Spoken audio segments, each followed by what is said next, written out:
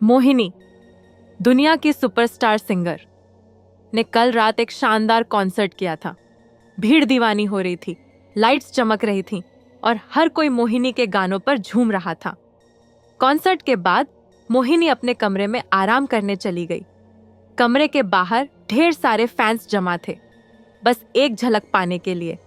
सिर्फ कुछ ही घंटों बाद रात के 10:48 पर मोहिनी अपने कमरे में मरी हुई पाई गई। कमरा बिखरा हुआ था, जैसे किसी ने जबरदस्त लड़ाई की हो। मोहिनी ने खुद को बचाने की पूरी कोशिश की थी। पूरा देश हैरान था। जांच के लिए बुलाया गया डिटेक्टिव आर्यन को। उन्होंने पहले टाइमलाइन देखी और फिर पूछताछ शुरू की।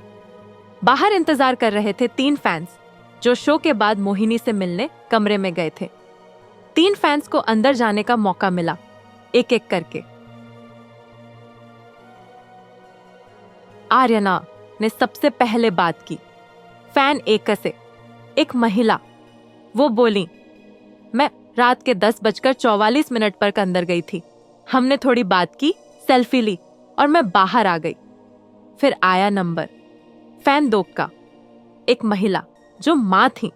वो बोली, मैं रात के 10:38 पर अंदर गई थी। मोहिनी से मिली, ऑटोग्राफ लिया और अपनी बेटी के लिए एक फोटो खिंचवाई। आखिर में आया फैन 3, एक लड़का, थोड़ा घबराया हुआ। उसने कहा, मैं रात के 10:40 पर गया था, बस ऑटोग्राफ लिया, सेल्फी ली और निकल गया। लेकिन आर्यन ने टाइमलाइन ध्यान से देखा। 10:38 फैन 2, 10:40 फैन 3, 10:44 फैन 1 और 10:48 मोहिनी मृत। फिर उन्होंने फैन 3 के बयान पर गौर किया। उसने कहा था, मैंने सेल्फी ली, पर सवाल था कैसे?